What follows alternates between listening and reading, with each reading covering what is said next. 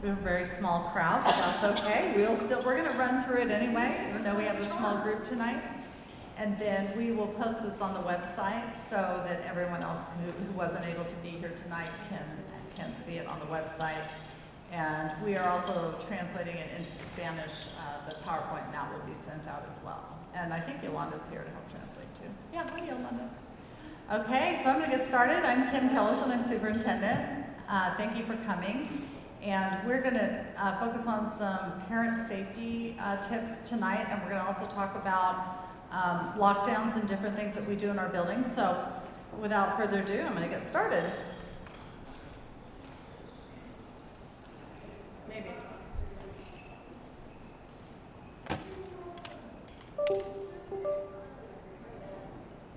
Hey, Daniel. Oh, there we go. Okay, so this evening our agenda, I'm going to talk about standard response protocol. Chief Todd Engstrom is going to talk about law enforcement response during a lockdown. Dr. Rosiles is going to talk about cell phone policy, so the updated cell phone policy that the state governor has enacted. And then Jackie Renown is going to share some digital citizenship and safety tips for kids related to social media and being online. So standard response protocol, this is our response when we have an emergency. And we follow the I Love You Guys Foundation, and we have access to all their resources. And so you'll see posters and different things in our building. Marissa arranged for staff members to have the standard response protocol on the back of their tags this year, so that in the event of an emergency, they can all just whip their tag over and they can see exactly what they're supposed to do. Lockdown is where we go locks, lights out of sight. So that's where kids are hiding in the corner of a classroom at a teacher's direction. Secure the building is we bring students inside and we lock exterior doors. And that's business as usual. So if you're in a secure, you can keep teaching, you can move about inside the building, but you don't go outside. So like if you were in an elementary building, you wouldn't have outside recess during a secure. A hold is a short-term fix for an issue when a student maybe needs to be transported medically. It's a short-term, you stay in your classroom, it's just for a few minutes. So the other day we used a hold inside the high school for about 3 minutes while we transported a student with a medical issue. So to protect that student's privacy and to allow them to exit the building with dignity and grace, you know, if they're having a medical issue, we hold kids inside the classroom so that there aren't a bunch of people in the halls. Evacuate, that is when we have teachers and students leave the building. So for instance, if we had an earthquake, we would use an evacuation drill. Shelter in place, that's where we stay inside the building. And say we had a tornado, we did have a tornado warning here last year, not too long ago. So if a shelter in place would be a secure place inside the building for students to be.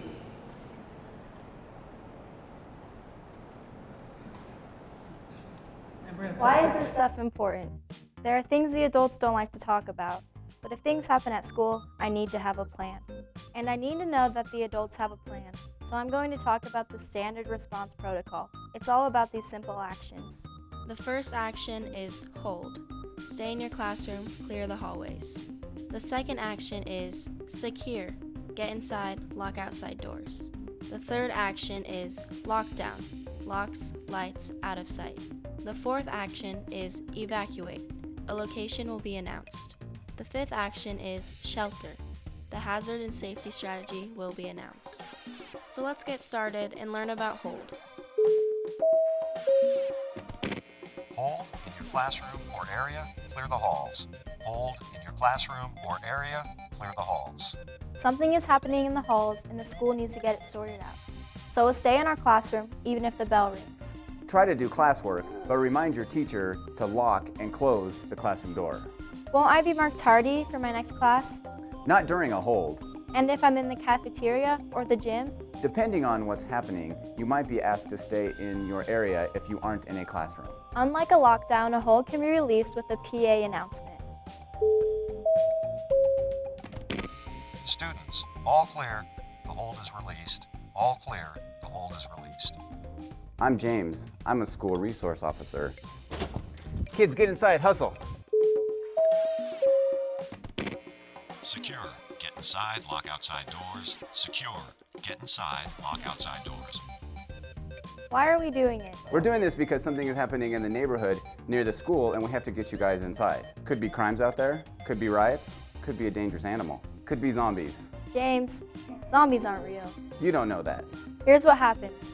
Get everyone inside. But inside, you just keep everything normal. Even class changes stay on schedule, except between buildings. Initially, nobody can come in or go out of the building. Depending on what's happening, your teacher may ask you to text your parents and tell them not to freak out. School is happening just like normal, and if they show up, they probably won't be let in anyway. That's right, nothing to see here. Chill. Secure is just staying inside. Sometimes it's a pain, like when school gets out or during lunch, but usually you won't notice much. What about lockdown? This is serious. Pay attention because something bad is happening in the school. Oh, things adults don't want to talk about.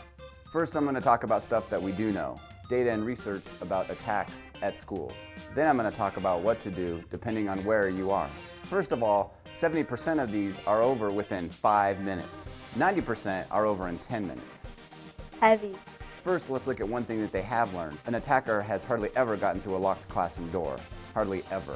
Where'd you see that? Get on the web and look at the Sandy Hook Commission report. The FBI has some stuff too. Lockdown. Locks, lights, out of sight. Lockdown. Locks, lights, out of sight. So the teacher will lock and close the door. Right, then what happens? I got this. First, we're going to get out of sight of the corridor window. What else are you gonna do? Then we're going to get low on the floor. I'm going to make sure I can't see out of the corridor window. Then I'm going to take a deep breath and focus. This is an important 5 or 10 minutes. I'm even going to silence my phone or turn it on Do Not Disturb. Turn off your data and Wi-Fi too. This helps the first responders keep their internet access. But can I text my parents? Yes, but not at first. Your teacher will probably have you wait about 5 minutes until it's safe. If it's safe, a few of you at a time can text your parents. Here's what to text. I'm okay, we're in a lockdown, I'll update you every 5 minutes. I'm going to add this. I love you guys. Text your parents, don't text your friends, don't post on social media. Duh. Here's one thing, a lockdown can be scary and it's probably going to last a long time. I need you to support each other, listen to your teacher. What else do you keep in mind? Don't open the door for anyone. What if they say it's the police? Like this, police, open the door. I don't know if it's really the police or someone trying to fool me, so I'm not going to open the door for anybody or even say anything. Right, law enforcement or an administrator will unlock and open the door. Same thing with an announcement on the PA. You're going to stay here until an administrator or police comes and opens the door. What about the fire alarm? When we're in a lockdown, we're going to treat a fire alarm a little differently. Unless it's really a fire in the room, we're going to initially stay put. Although I might look at other ways to get outside. If you're in the hallway, cafeteria, or gym, try to get behind a locked door or try to get out of the building. Remember, 5 minutes, so go quick. Think about other locking doors like staff bathrooms and some offices. The student bathrooms are probably a last resort. No locking doors, but at least you can get out of sight. This is a good time to talk about evacuate. Sometimes we just need to leave the building. Depending on what's happening, we might be asked to leave our stuff. Or we may be asked to bring it. If your phone's in your pocket, keep it there. If you hear lockdown and aren't in a locked classroom, remember self-evacuation is another option. That means getting out of the building and going to a safe place quickly. Once you're there, call your parents, tell them you're okay. The school might also give you an emergency number to contact. What happens when police release a lockdown? Police or an administrator will open the door and begin the classroom evacuation. Now, don't be surprised if they are a little loud or they keep shouting, "Show me your hands!" Got it. They're going to be loud and keep my hands empty and visible. Can I bring my stuff? Probably not, just what's in your pockets. They'll probably bring us to a secure assembly area like a cafeteria or a gym before moving us to where our parents can pick us up. At the assembly area, don't be surprised if an officer searches you. They just want to make sure there's nothing dangerous out there. Got it. They're going to be loud. They're going to search us. If you think about it, you're probably going to be stressed, so it's going to feel a little more intense than it really is. They are probably going to be a little stressed.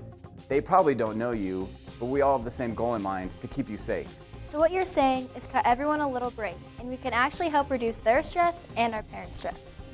Okay, there's one more action. Let's talk about shelter. Different schools might do different things, but here are some examples of what might be announced. Tornado, get to the storm shelter. Earthquake, drop, cover, and hold. Hazmat, seal doors and windows. Tsunami, get to higher ground. This is important. I was in 4th grade at Sandy Hook Elementary School on December 14, 2012. I got out. My little brother was at Sandy Hook too. He got out, but it was a close call. My older brother and sister were at the middle school. It was a tough day for them too. So I just need to have a plan, have some options. And you need to know the adults have a plan too. I was the school resource officer at Arapahoe High School in 2013 when the attack happened there. I'm going to ask you to do one more thing. When you go home today, talk to your parents. Tell them about what you learned today.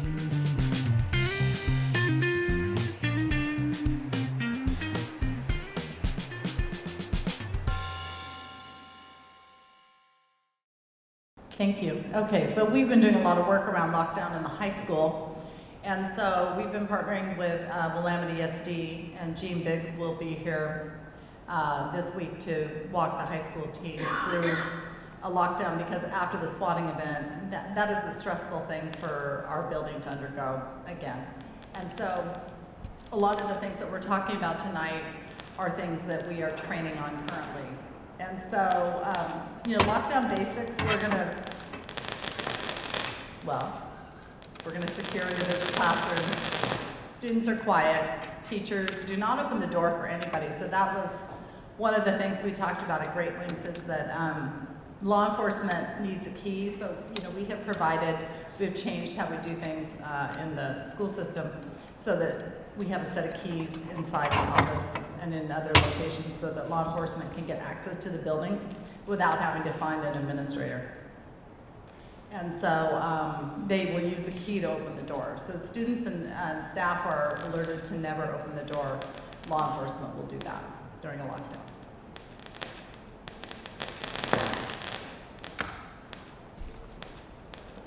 I am going to turn it over, while Daniel's doing his thing, I'm going to turn it over to Chief Engstrom, and he can give you a few tips about what law enforcement does inside a building. And then before I turn it over to Chief, I want to thank Sean Aljets Sean goes around, she's our school resource officer, and she has been busy, busy, busy. What's that book called, Sean, that you read? Leah Rhea and the Lockdown Drill. So she's going around to our littles and helping them understand what a lockdown drill entails. So, okay, I'm going to turn it over to Todd. Hopefully your slide will come back. I don't know. You just wing it. I will just wing it. I was so excited to see what slides you prepared for me. Oh, they're great. Okay. My name's Todd Engstrom. I'm the Chief of Police here in Silverton. And I have actually, as of yesterday, 31 years in law enforcement. So I worked in Portland for 27 years. I've been here in Silverton for 4 years. And active shooter response, active threat response, we say active threat now instead of active shooter because not everybody's shooting guns. People can use other things to hurt people. But when we first started this post-Columbine, police officers trained to huddle up at the front door and have a pod of 5 officers. You'd have 3 in the front, a team leader in the middle, somebody covering as your rear guard, very military style. But what did we just learn? How long does an event last? I'm going to ask questions. I'm going to point at people. What did we just learn? 5 to 10 minutes were the 2 numbers we just had there. So there's not time for that. So now police officers are trained to respond right away. You get there and you go in. And oftentimes we have our school resource officer right here in this particular high school, but we have 13 schools in the district.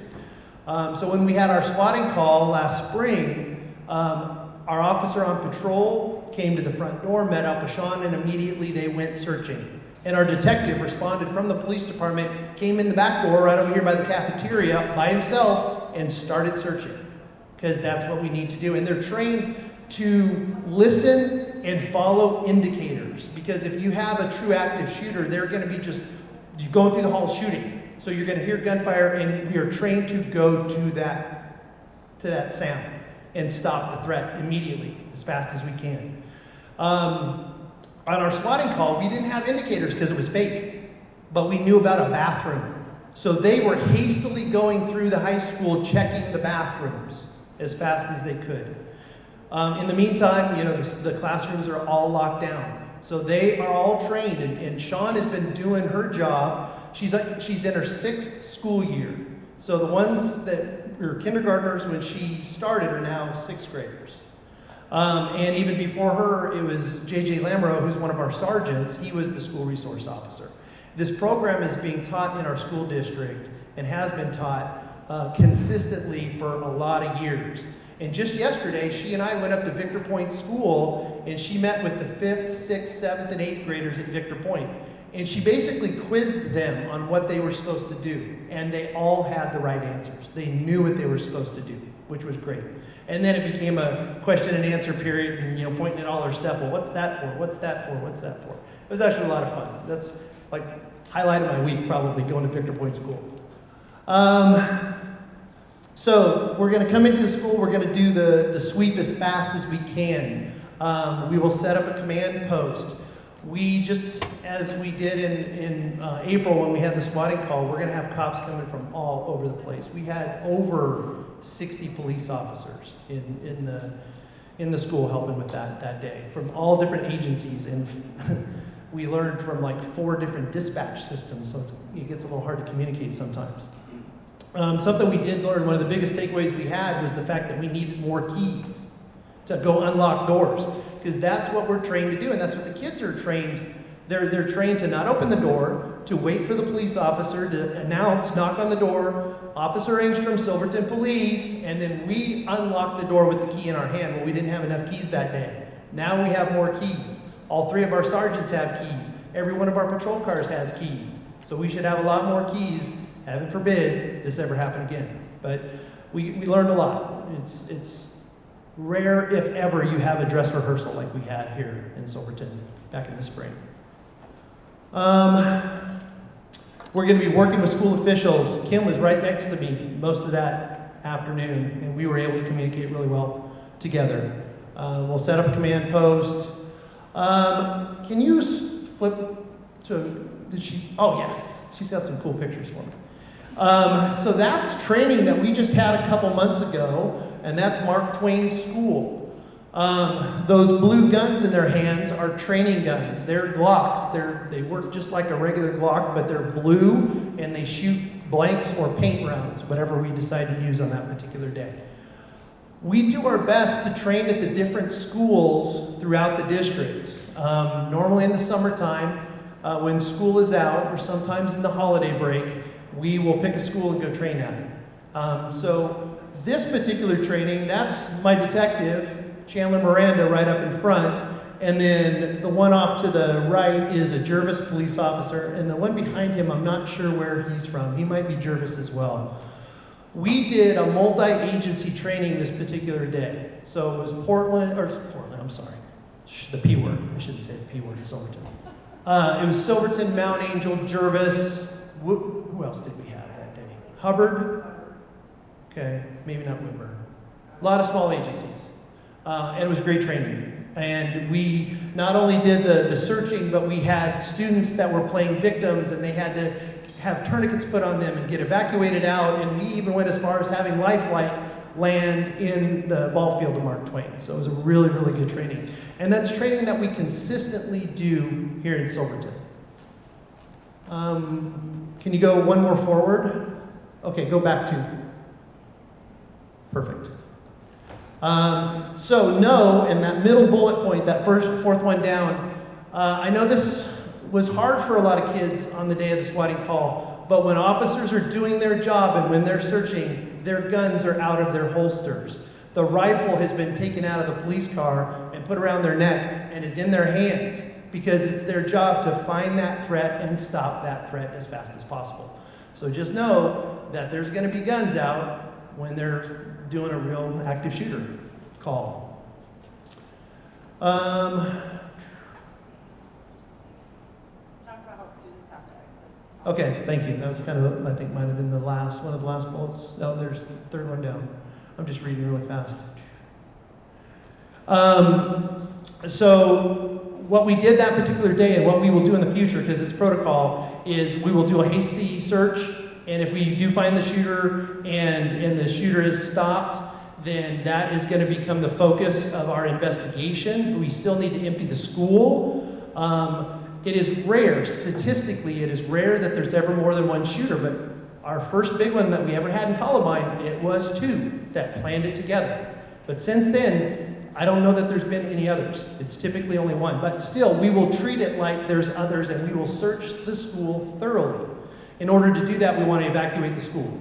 So we're going to have the kids dismiss, class by class. They're going to have their hands up on their head. That way we can kind of look at them as they're walking out of the school to make sure it's not one of those secondary shooters that slipped into the crowd and is now trying to walk his or her way out with the students. Okay, so it gives us an opportunity to check them as they're moving out systematically. And then when they get to their location, we will do a head count, just as we did that day over at the middle school, and make sure that everybody's accounted for. And then we will do a secondary sweep. And the secondary sweep is a much more detailed, slower sweep. That's going to be checking all the nooks and crannies. Open up closets, checking everything, making sure it's safe. Okay? Anything else? I think that's about it. All right. Very good. Thank you. Thank you, Chief. So it's important to know that we practice all of those drills in the district. So the police department practices without us, and then when we do a lockdown drill, they come into our building and assist with that. So they're with us when we do our drills, and then they're doing their own drills. So it's a lot of drills. We have been doing some safety-focused training this year, so we've been doing some recent professional development. Administrators took the first aid, Narcan administration class that includes Stop the Bleed. Marissa? Not that one, okay. And then we have reunification training scheduled for October 28th with all administrators, and Gene Biggs is leading that training. We have standard response protocol training monthly on the 4th Tuesday with all admin team. And then other employees, we're doing a lockdown training at the high school with Gene Biggs so that we are all really clear about how to do that in a thoughtful way after the swatting event. Standard response protocol training, we're going to try and schedule that for August 2026 for our staff. And then we're trying to schedule a Stop the Bleed training in February for staff members. Those are some upcoming things that we're talking about. The ones on the right are not necessarily all set in stone just yet, but they're on their way. Any questions before we move on to anything else? Any questions in the audience? Yes? I have a daughter in kindergarten this year, and she's afraid of lots of things. I'm wondering what, the verbiage used is. Are you telling them that there may be a shooter coming into the school? It's different when you're in an elementary building. Sean, you want to talk a little bit about that, what that looks like for kids? Well, as I say, I actually go around and I have a book that I read every other month, and I do my best to make it kind of a silly, fun sort of a thing. And it's a joking, rhyming book about this little girl that finds out there's going to be a lockdown at her school and doesn't know what to expect, and all of her friends are coming up with silly little things or whatever that are in no way, shape, or form what a lockdown is. And then we go through and we practice one. And whenever I'm with the littles, I actually challenge them to see when we do our drill, which classroom will be the hide and seek champions of the school. And I do it in a way so that way it takes away some of the stigma, some of the scariness of it. Thank you. And will you tell them that they are hiding from? Just, I don't know that we specifically go into what they're hiding from. AJ could probably. I can just speak. I'm the principal here at the high school now, but I was at Scotts Mills, which is a K-8, and we announce our words locks Yeah, we have the script. like a script that we read, but it's very locks I can't even say it now. Locks, lights out. Thank you. outside. The words aren't coming. So it's not like you need to hide. There's some bad, there's a bad guy. It's not like that. It's like locks, light, out of sight, and then teachers have trained their students what to do, and usually, depending on the situation, you don't always know what's going on, but it's just keeping the kids, calm in that moment. But it's like locks, light, out of sight. It's real quick and just few words. Yeah, It's what I have on the slide over there. Anything else? Anybody else have a question? Yeah, in the back. I just wanted to add what they said at Community Roots when they were doing lockdowns. They said there was a scary animal outside, and they had to all be inside because Community Roots is outside a lot. So they would focus on, okay, we're just going to be really quiet because we don't want them to know what's. I don't know if that's across the board, but that works in the Montessori environment. Yeah, and I think we try to follow the standard response protocol that I Love You Guys has, but that definitely would work for sure. And sometimes we do come inside and secure the outside doors because of an animal. I mean, had that happen in Winston. We had a bear on the back porch. You don't want a bear on the back porch. Okay. All right, so that is my basic standard response protocol training, and we are going to post some stuff online so that if you want to look at some of the resources and everything, we'll put a kit on there for everybody. And I'm going to turn it over to Dr. Tony Rosiles, who's going to talk about the new cell phone policy in the state. Thank you, Superintendent Ellison. I have the wonderful honor of talking to you about some update. Hey, Marissa, they're asking me to speak right now, and I got to tell you what Joe did today. Oh man, he just created a bunch of havoc. I'll send you a picture real quick, okay? Oh, I got to get back to work, okay? Sorry.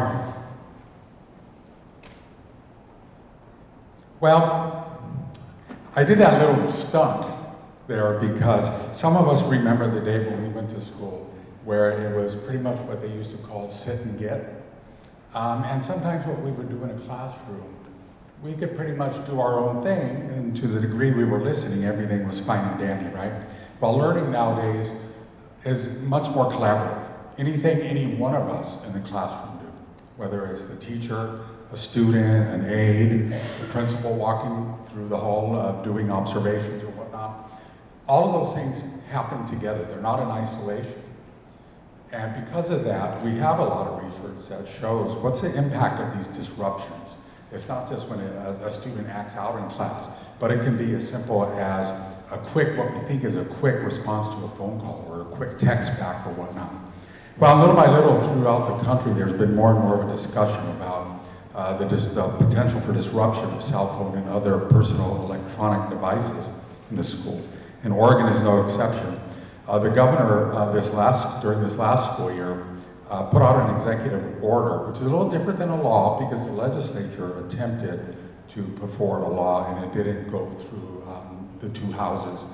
So the governor responded by putting out an executive order, which basically says that personal electronic devices are not to be used from bell to bell. The policy, all districts are to adopt a policy by October 31st, Halloween, great date to have a policy enacted by. And then it has to be taken in effect by January 1 of 2026. Here in Silver Falls School District, the board has gone through what we call 2 of 3 readings. Whenever the board puts in place a new policy, we give several opportunities to what we call a hero policy. And we anticipate that on October 13th, the board will have its final reading and therefore an adoption of our policy. So why does the restriction of personal electronic devices matter? Well, there is research that shows that the frequent use of phone or disruption of phone use, not only by the one who's using the phone, but by those who may be around them, actually is negatively affected by that use of the phone for other students and their performance. And also, when there have been restrictions, reasonable restrictions on the use of these devices in classrooms, it's been shown to improve test scores, behavior, and importantly, teaching time. You know, those few seconds that I took to answer this call from an employee that just needs to take up my time, thank you, Marissa, that adds up. So picture a teacher in the room, and if they have to have every minute, there's a student that they have to do what we used to call in the teaching world, position ourselves, get close to. So Joe realizes that he's on the phone and he knows that I'm on the phone, and that's time taken away from instruction, right? So there's some very good reasons to have this kind of a ban in place. But we do know that it is, of course, across the country, there is some degree of controversy to it, but we are finding more and more that there is an increasing general agreement about the benefit of limiting these use of these devices. So next slide, Daniel, if we can. So the first question to ask is, what is a personal electronic device? Because a lot of times people affectionately call it the cell phone ban. Well, under the definitions of personal electronic device, it's any portable, electrically powered device capable of making and or receiving calls and text messages and accessing it through the district's independent school electronic network infrastructure. So that basically means if within the school building, if they're using the Wi-Fi system, if they're using any telecommunication system, then that technically is a personally electronic device.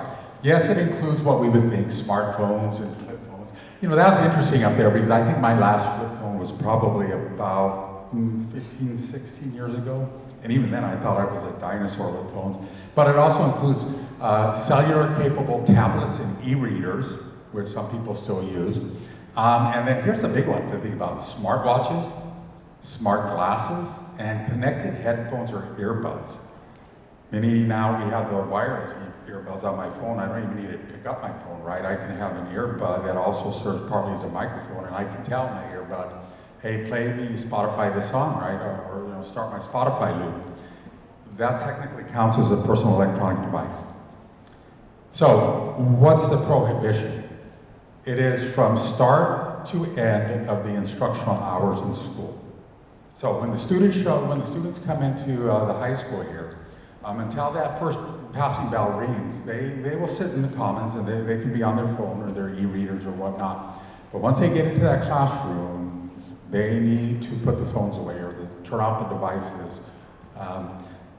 What they need to be is they need to be turned off, out of sight, and they can be kept either in lockers, which our schools pretty much don't use much here, or their backpacks, or they can be stored on the student's person. Some districts have put in a ban where they're going to actually make the students put them in pouches, these little magnetic pouches. Here, what we're looking at is actually just saying they have to be out of sight, put away somewhere, and it could be on their person. So technically the person could put it in their pocket, just don't bring it out. Right? Don't let it be beeping like mine did. So what it means is that the students have a lot more personal responsibility, right? Because they're responsible for that. Question? So I know multiple kids that have had it in their pocket in the hallway and got it taken away. My son was in the bathroom with it in his pocket and got it taken away.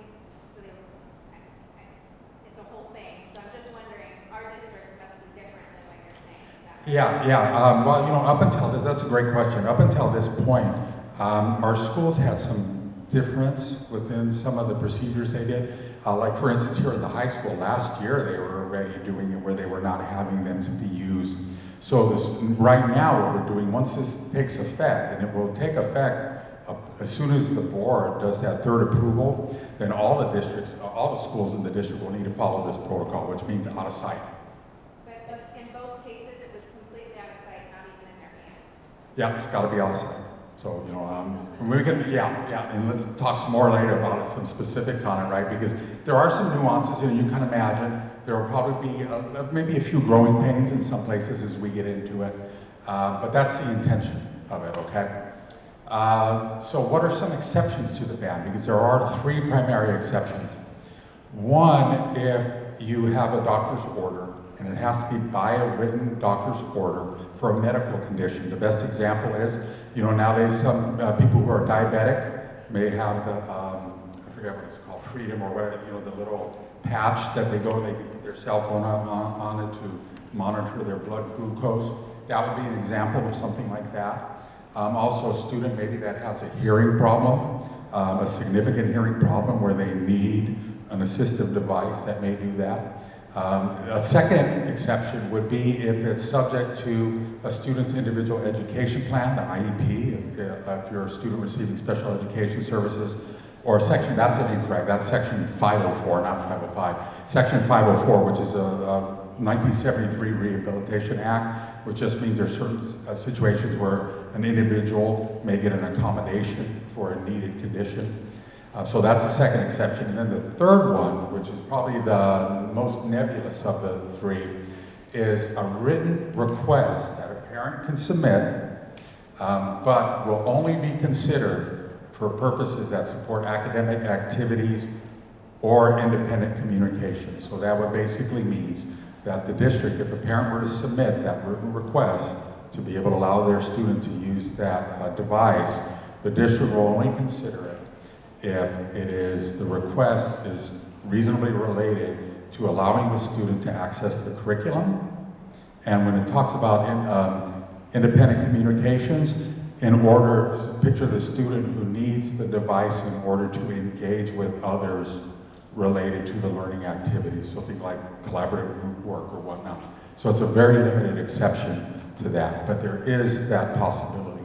And then what will happen is the principal has a responsibility to review it and to ask follow-up questions if necessary of the parents or whatnot, and then make that determination. So those are the three big exceptions to it. Next slide. So what happens when you violate the policy, right?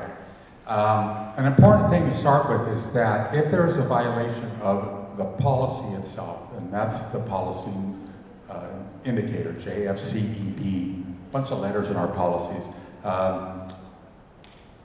you cannot, as a school district, you cannot use as a punishment for violating this the taking away of instructional time, which kind of makes sense because the purpose of the ban is to maximize instructional time. So why are you going to penalize by taking away instructional time, right? So there can't be directly a suspension or expulsion. You know, some type of discipline that might be happening during a day, like a detention within the school day, or if there was, you know, like an in-house suspension, say where there was still ability to access the curriculum, may be okay. But an important nuance to this is that, let's say with my cell phone here, I was engaged with the cell phone, talking to Marissa back there, and Principal Jorgensen came up to me and said, "Tony, put away the phone." And I tell her, "I'm not putting the phone away. This is an important call for me. I'll put it away once I'm done." Well, then I've not just violated the cell phone policy, I violated district policies about insubordination and not following rules and classroom disruption. So in that case, and I would imagine if I've told off Principal Jorgensen several times, yeah, I may ultimately get a suspension on that, right? But it's not specifically because I used the phone, okay? So what happens on the first violation? With all violations, the phone will be taken away and will be held at the office, okay? In the first violation, the student can pick up the phone at the end of the day in the office, and the parent or guardian will be notified. Okay. Second violation, the same thing, device is confiscated, parent or guardian notified, and it would need to be the parent or guardian that picks it up at the school office. Third violation, again, confiscated, parent or guardian notified, and the student will be placed on what's called a technology plan for a minimum of 2 weeks. And what does that mean? Well, if you're going to bring that cell phone, the first thing you're going to do when you walk in the building is you're going to check it in at the office, and then you can come and check it out at the end of the day. Okay?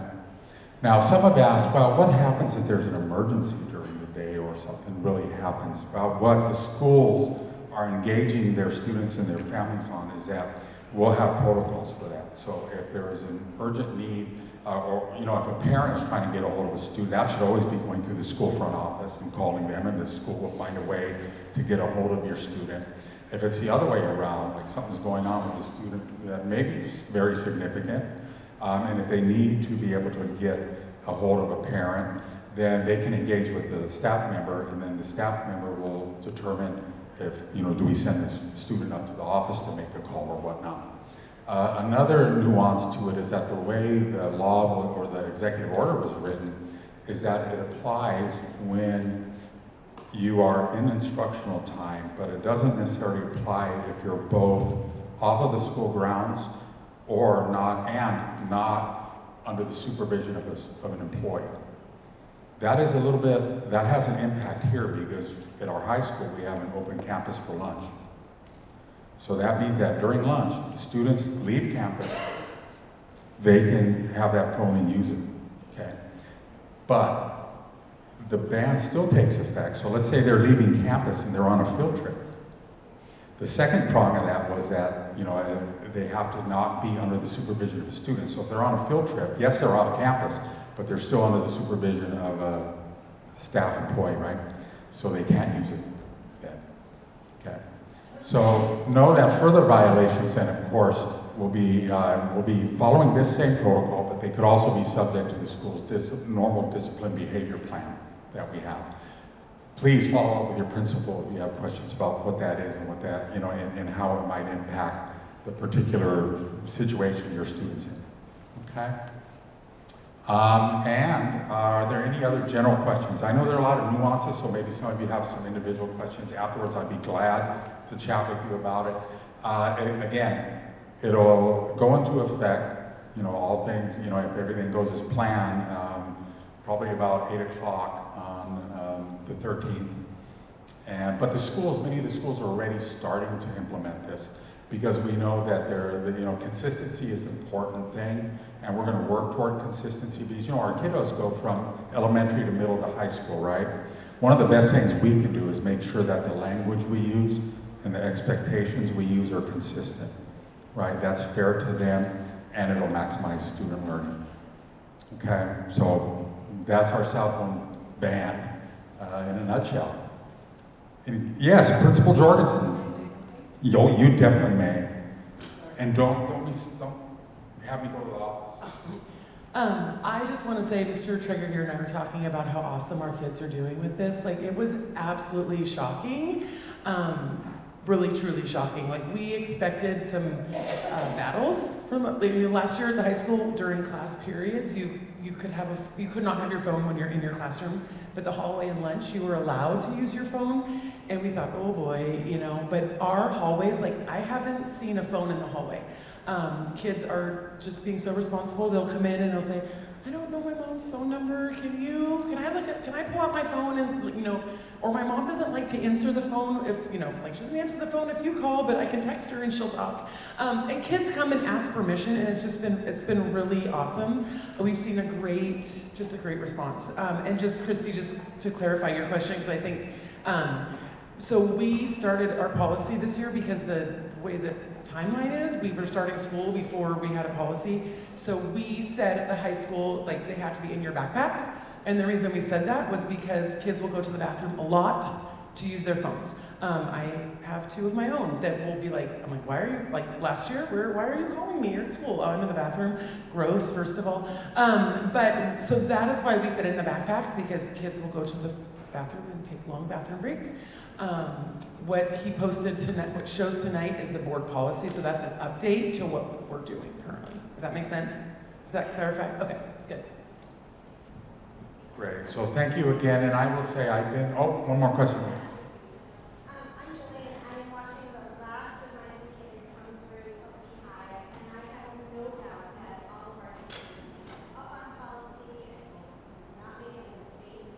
What are we doing for substitutes? Where sometimes like putting together substitutes like last minute things. So if we know that those folks also know the policy, there's no like accidental, you know, confiscation or misunderstanding. Yeah, and while I have been in the business long enough to know that I can't guarantee 100%, but one of the first things I did when I met with principals on this, we've talked about that. One of the things you need to do for your substitutes, cell phone ban or not, is how well you prepare them coming in. And most schools, what they'll have is they'll have a substitute teacher folder they provide the students. So we've asked the principals to make sure those are all updated. And the best practice would be is that the first time they know of, or with their office staff know when they have somebody coming in, that they are to provide them the reminder about it. Technically, the way the order is written too is that if a parent comes in, they would have the right to be able to actually ask for and be given a hard copy. So that's one of the other things that schools will need to be prepared to do too as well. Because I think there were people who understood that we needed to find ways to make sure we get everybody on board. So I imagine what I will be doing is, if we get going with it, I'll probably be following up with principals the first few weeks in to see where are we seeing issues, where are we seeing problems. Is it something likely? What we'll do is especially as we get into future years, we have people go through trainings every year. We hire EduStaff, so we actually contract with our substitute providers. What we will be doing is we will be asking them to make sure as part of their training that they give the introduction to what the cell phone ban looks like here in Silver Falls. Yeah. Hi. For field trips, will there be a plan to provide contact information for the responsible adult that's with the kids if we can't get a hold of them? Yeah, there's definitely that, and I'd be interested to ask Principal Jorgensen, do you have specific protocols that you have for, getting that contact information, and how a student would come to you to, say, hey, I need to use that, I need to call my parent or something? I don't think we've gone on any field trips yet this year, but I think the plan would be, teach staff have access to their students, like they have with them, they have most of them can have Synergy on their phone, but they have the student's parent contact, so if there was something that happened on the field trip, but the teacher would contact the school and we would contact you, or vice versa. So if you need to get a hold of your student, for example, I would say the first thing to do would be to call the school, and then we would figure out how to respond from there. Okay. Yeah, Joe's not going to say anything right now because he's the one I kind of said was doing it. Yeah, so Joe's good. Anything else I can answer for you? Alrighty, thank you. And again, I'll be available if you want to ask any specific questions. But I will say this as I'm walking off the stage. Over the last few weeks, I've been stopping at the high school on my way in at least half the days, and just to kind of watch how the kids are doing.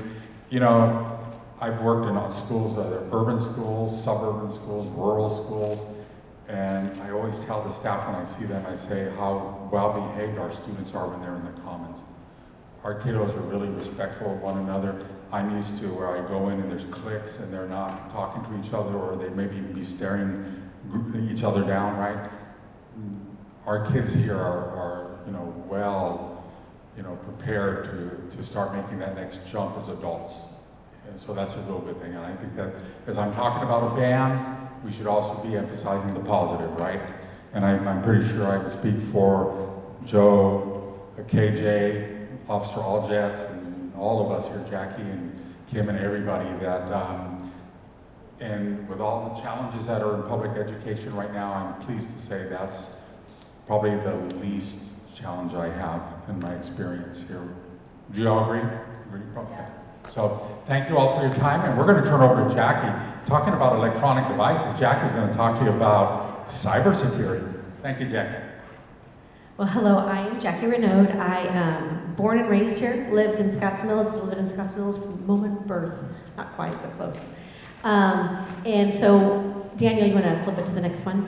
This is just the map to show you what the current state of cell phone ban bell-to-bell is. So we're one of 20 places in the United States to have that established already. So you can see it's a pretty diverse group of states that are doing this.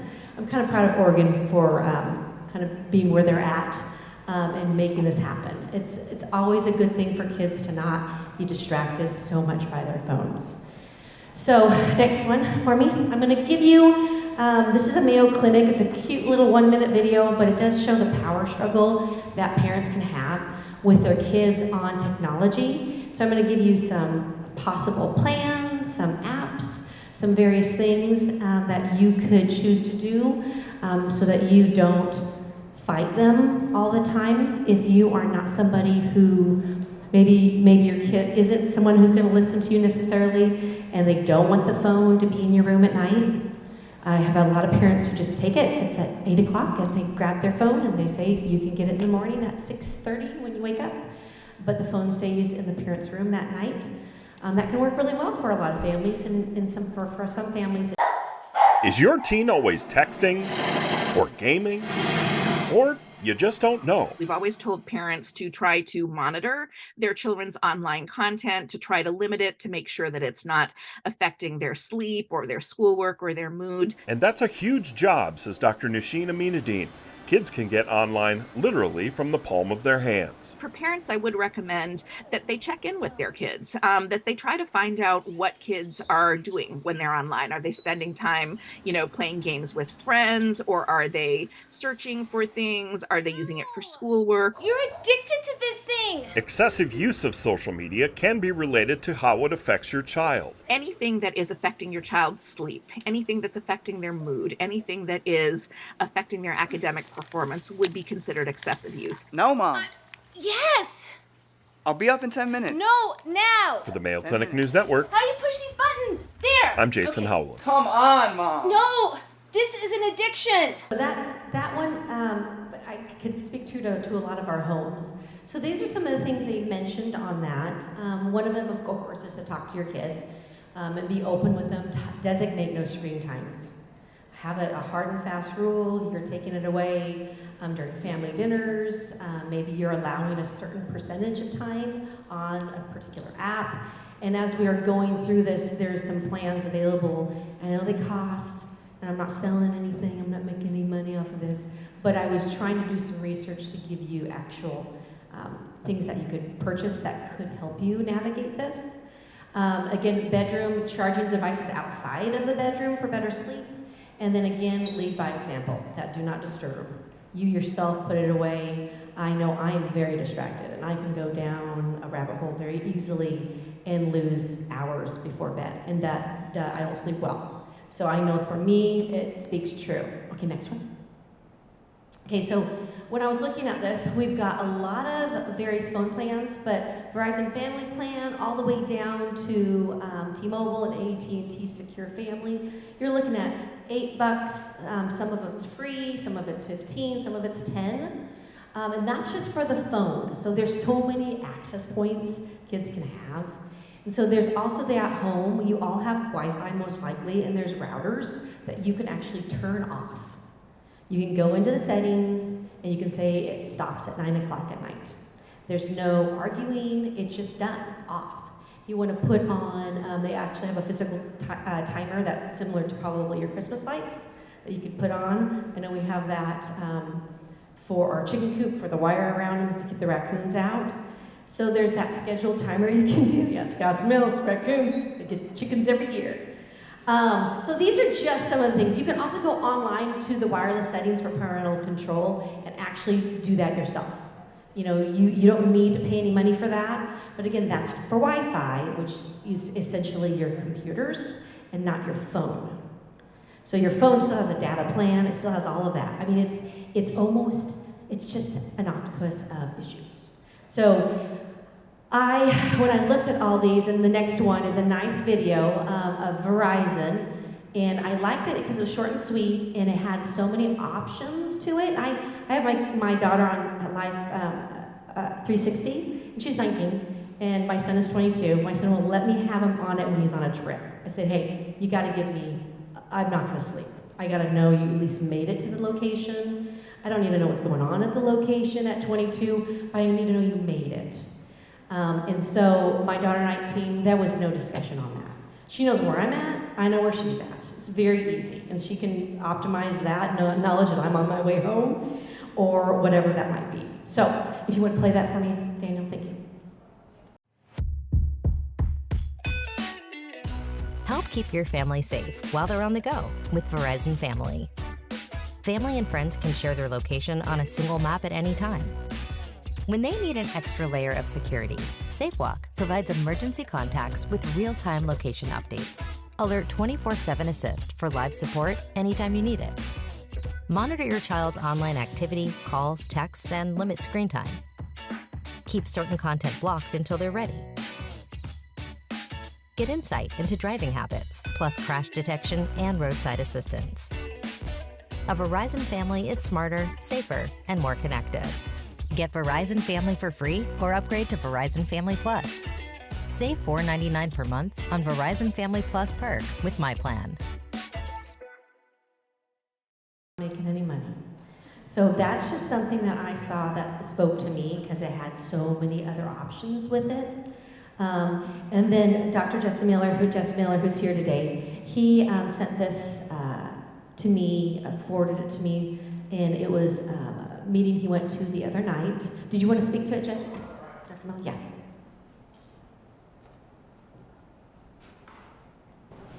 I'm a family doctor in the community, and just last month we were approached by an organization called Safety Compass, and they provide information and education and resources for human trafficking.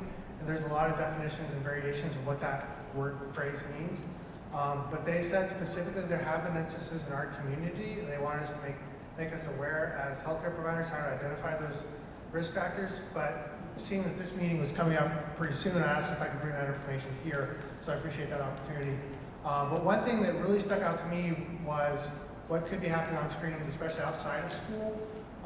There are very popular gaming platforms that are being used by some of these organizations to kind of single out adolescents and normalize either violent or inappropriate conversation among those individuals, and then encouraging them to either send pictures or do something that they know they otherwise shouldn't be doing, and trying to kind of groom that behavior online. And I thought that was extremely dangerous because a lot of times parents don't know that's even happening. They could be right across the room, kids playing a game that they know the kid has access to, they think there's parental locks on it.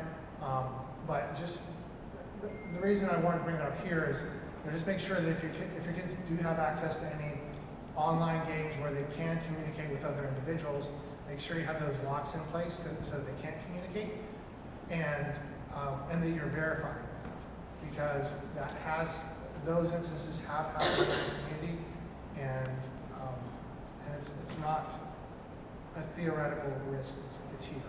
So thank you for letting me bring that forward. Daniel. So the next slide, I did a little bit of research after Dr. Miller emailed me, and I found a couple apps that are related to that. And so one is Bark, and that was the best overall pick, and you guys can see the pros and cons for that. And the other one was also well received by the organization that reviewed the apps. But those are also another option for you to do. I liked it because it let you know when there was anything going on. You got an instant response saying that, you know, somebody reached out to your kid and this is the message they left. And so you got that. Obviously, push text, email alerts for parents, screen time, and app usage reports, which is kind of a great jumping off point, is to talk to your kid, like how much time do you think you need on Facebook? How much time do you think you need on Snapchat? Let's just like graph it for the week and talk about your usage. Is it healthy for you? Can you eliminate it? And then you look at it again next week. Let's try to cut it down a little bit. I mean, that's a lot of time we're having them, and it is their social. I mean, I don't discount technology. We can't eliminate it. But we can sure try to become more healthy within it. Okay. And the last one is probably my least favorite one, but I did contact a lawyer to just verify this. This is an Oregon statute law, and as you read, which I won't read for you, you can read for yourself, it does go through a scenario, and it does let you know that this is against the law. So as you're looking at that, I think it's super important to give parents an arsenal of things that they can do. And my parent, my dad was always the heavy, and so I could say to my girlfriends, I need to be home at midnight, and they knew I needed to be home at midnight. It wasn't me being a goody two-shoes, they knew my dad, and my dad was very good about always taking the heat for me. And I know that's hard, but this is ammunition for you to sit down with your kid and look at the law, read it. The lawyer I contacted said, yes, that is true. Now, would they ever prosecute this? I don't know. But he did say it was, and I know our schools are really struggling with this. So a good, honest conversation is super important to have with your kids on this. And to say that you are violating a law might impact them more than a moral discussion or an ethical discussion. It's like, no, this is a law, and if you do this, this could be a repercussion for you. but definitely not something light to kind of consider, but something that I think is happening more often than we would like to admit. So, okay, that's it for me. Anybody have any questions? It's kind of a downer. I didn't want to even do the slide, but I thought it was important. In fact, my 22-year-old, I'm like, do you think I should do this? He's like, I think you should do this. Are you sure? Yeah, I think you should do this. Okay, I'll put it out there. You guys can sit and think about it and think how you can approach your kids on something like that, because I think it's happening more than we would like to admit. Oh, we have one? Yes.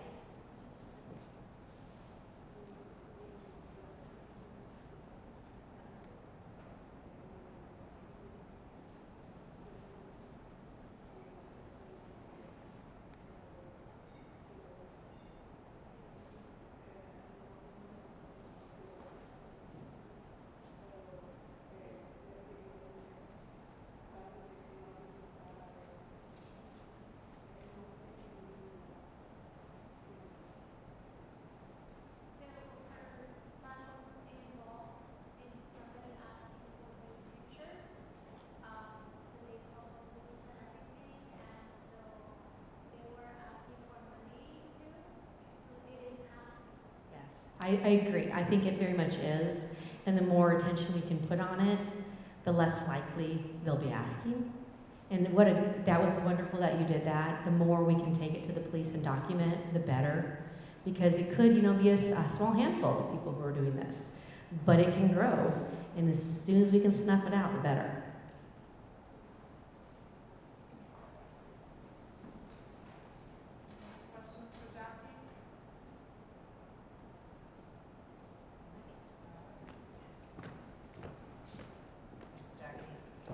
Well, thank you for coming this evening. I can answer any last questions about any of the presentation if anybody has any. Okay, well, thank you for coming. We appreciate you, and we will post this and some resources online for families that were not able to make it tonight, and I appreciate your time. Thank you.